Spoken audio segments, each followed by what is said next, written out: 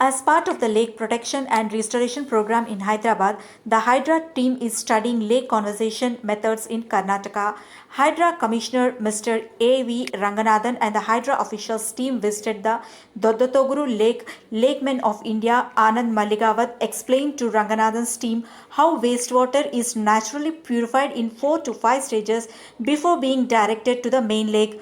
Anand Malligavad is demonstrating various natural methods for developing lakes in different stages.